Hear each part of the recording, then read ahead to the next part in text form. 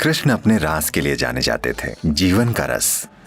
शिव ने, जो हिमालय क्षेत्र में रहते थे, जब ये सुना तो शिव ने नाविक की पत्नी के कपड़े उधार लिए और रास देखने गए।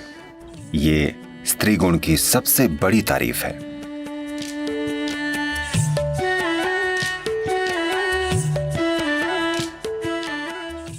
आज का दिन खास है। आज कृष्ण जन्माष्टमी है। कृष्ण के बारे में दुनिया में कई गलतफहमियां हैं, पर हमें यह समझना होगा कि उन्होंने 6 साल की उम्र तक ही मक्खन चुराया था, या शायद 8 साल की उम्र तक ही। 16 की उम्र में जब उनके गुरु संदीपनी ने उन्हें याद दिलाया कि उनके जीवन का उद्देश्य क्या है, तो वो तुरंत वृंदावन से चले गए और कभी वापस नहीं आए। वो कभी भी अपने रिश्तेदारों या वहां की लड़कियों या लड़कों से मिलने उस इलाके में कभी नहीं गए। सब वहीं खत्म हो गया। 16 की उम्र में वो चले गए। जब वो जा रहे थे, आज राधे कृष्ण कहा जाता है। कृष्ण से पहले राधे आती हैं, क्योंकि उनका प्रेम, उनकी अंतरंगता और उनका रोमांस पूरे भारत की संस्कृति में, पूरे उपमहाद्वीप की संस्कृति में कुछ इस तरह समा गए कि हम कृष्ण राधे नहीं कहते, हम कहते हैं राधे कृष्ण। पर 16 साल की उम्र में कृष्ण ने राधे को आखिरी बार देखा, उसके बाद कभी नहीं देखा। 16 की उम्र में वो जाते समय वो बोले, ये बांसुरी मैं तुम्हारे लिए बजाता था, अब मैं जा रहा हूं और वापस नहीं आऊंगा। तो एक भेंट के रूप में, तुम जो प्रेम से इतनी सराबोर हो, मैं ये बांसुरी तुम्हें दे रहा हूं और मैं फिर कभी बांसुरी नहीं बजाऊंगा। और उन्होंने फिर कभी बांसुरी नहीं बजाई। उसके बाद से राधा ने बांसुरी बजाई। 16 के बाद उन्होंने कभी बांसुरी नहीं बजाई। 16 से 21 तक वे ब्रह्मचारी बनकर रहे। उन्होंने संन्यास लिया, ब्रह्मचारी बने और जबरदस्त साधना की। इसके बाद उनका पूरा जीवन राजनीतिक प्रक्रिया और आध्यात्मिक प्रक्रिया का मिलन करवाने के लिए समर्पित था। ये बातें कभी बताई नहीं जाती कि भारत के उत्तरी मैदानों में उन्होंने 1000 से ज्यादा आश्रम बनाए, क्योंकि वो चाहते थे कि आध्यात्मिक प्रक्रिया एक अलग चीज न रहे, बल्कि जीवन का ही एक हिस्सा बन जाए। जैसे हम जीते हैं, यानी हमारा ध्यान करना उतना ही जरूरी है जितना हमारा सुबह ब्रश करना। वो चाहते थे कि आध्यात्मिक प्रक्रिया एक दिखावटी चीज ना हो, बल्कि जीवन का एक अहम हिस्सा बन जाए। खास तौर से देश के उन सारे राजाओं के लिए जो तब अखंड भारत का एक हिस्सा होते थे। तो उन्होंने पूरी तरह से समर्पित और प्रतिबद्ध जीवन जिया। पर आमतौर पर लोग सोचते हैं कि उन्होंने बस मक्खन खाया, बांसुरी बजाई और लड़कियों के साथ नाचे। नहीं, उनका जीवन ऐसा नहीं था। पर यह भी एक जरूरी पहलू था। एक बड़ी सुंदर कहानी है। आज कृष्ण जन्माष्टमी है, तो मुझे यह कहानी सुनानी चाहिए। कृष्ण अपने रास के लिए जाने जाते थे। The word ras literally means juice. रास शब्द का मतलब है रस। ज्यादातर लोगों के जीवन में सबसे बड़ी समस्या यह है कि उनमें रस नहीं है, बल्कि हार्मोन है।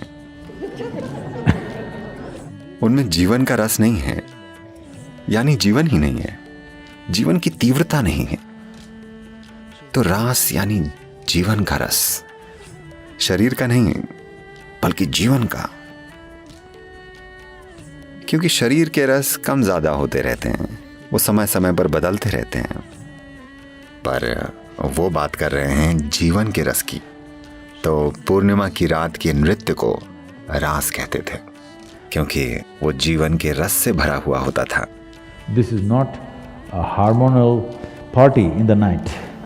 वो रात की हार्मोनल पार्टी नहीं होती थी, न तो वो शराबियों की पार्टी थी, वो कामुक लोगों की पार्टी नहीं थी। ये उनकी पार्टी होती थी जो जीवन के आनंद से भरपूर थे। तो उसे रास कहा जाता था। ये रास मशहूर हो गया। जिन्होंने उनमें हिस्सा लिया या देखा, उनकी वजह से रास की बातें फैलने लगी। शिव ने, जो हिमालय क्षेत्र में रहते थे, इसके बारे में सुना कि यमुना के तटों पर कुछ अद्भुत हो रहा है, तो वो देखना चाहते थे।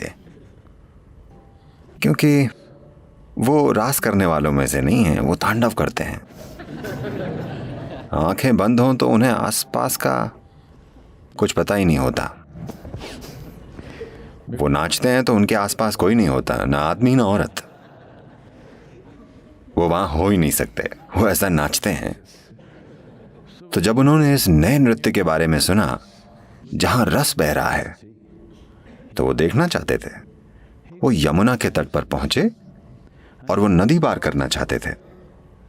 एक नाविक ने, जो वहीं मौजूद था, उसने देखा, क्योंकि शिव एक पुरुष हैं। शायद नहीं, शिव ही धरती के सबसे फिट देव हैं। हाँ? योग विद्या में, योग संस्कृति में कहते हैं कि वो 9 फीट लंबे थे। इसकी वजह यह है कि जब वे नीचे दक्षिण की ओर आए, दक्षिण भारत में, तो कहते हैं कि वो एक औसत औरत से 2 गुने लंबे थे।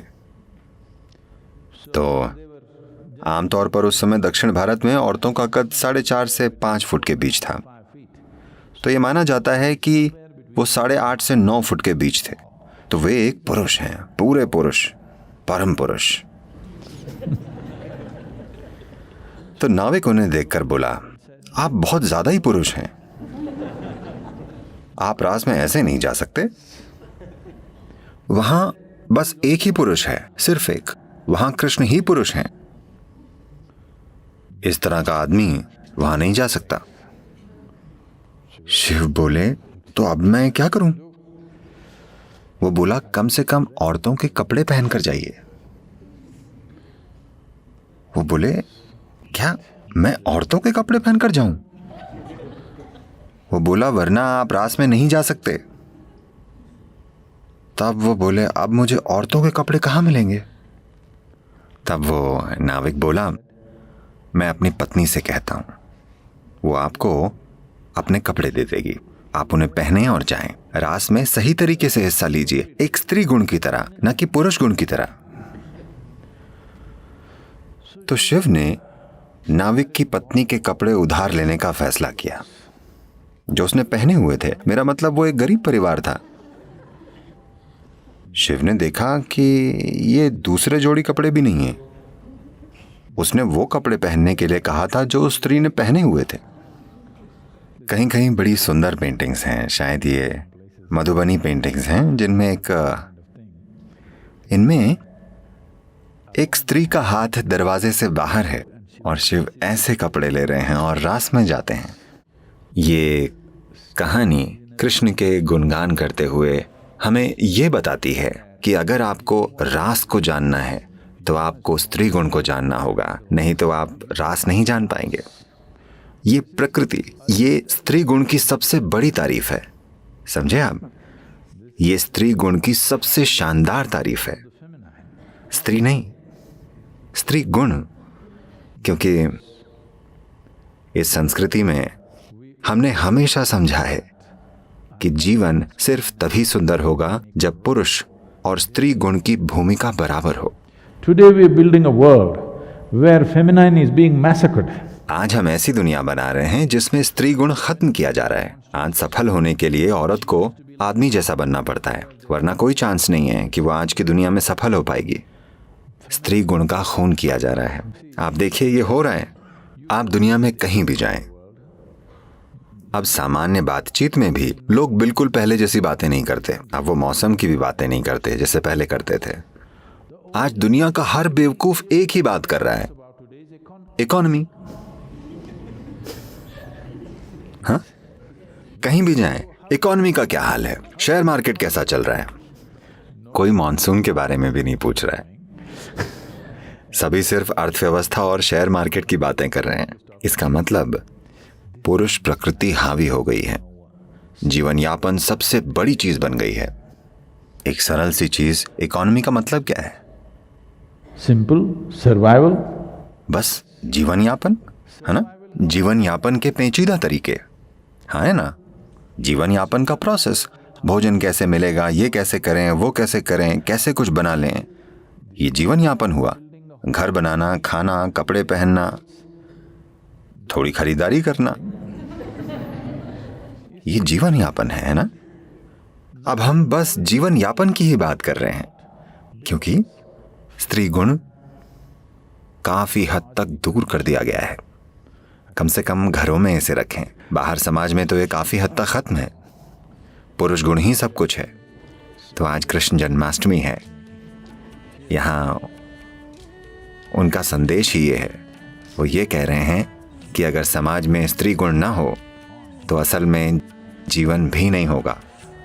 हम आदमी या औरतों की बातें नहीं कर रहे हैं, हम नर मादा की बात नहीं कर रहे हैं, हम दो मूल गुणों की बात कर रहे हैं, पुरुष गुण और स्त्री गुण। तो कृष्ण का जीवन स्त्री प्रकृति का उत्सव है, क्योंकि पुरुष प्रकृति तो हर हाल में जाहिर होगी, यही उसका स्वभाव है, पर स्त्री प्रकृति को पोषित करना होगा, वरना वो खत्म हो जाएगी। चट्टानें वैसे भी होंगी पर फूल नहीं होंगे, हमें उन्हें पोषित करना होगा, है ना? हाँ, धरती पर चट्टानें वैसे भी होंगी, मौसम कैसा भी हो, तापमान कुछ भी हो, चट्टानें हमेशा होंगी। फूलों को देखभाल चाहिए, देखभाल नहीं होगी तो कोई फूल नहीं बचेगा। चट्टानों से आप कुछ बना सकते हैं, फूलों से आप क्या बनाएंगे? कुछ नहीं। बात बस इतनी सी है कि जीवन में काम आना ही सब कुछ नहीं होता।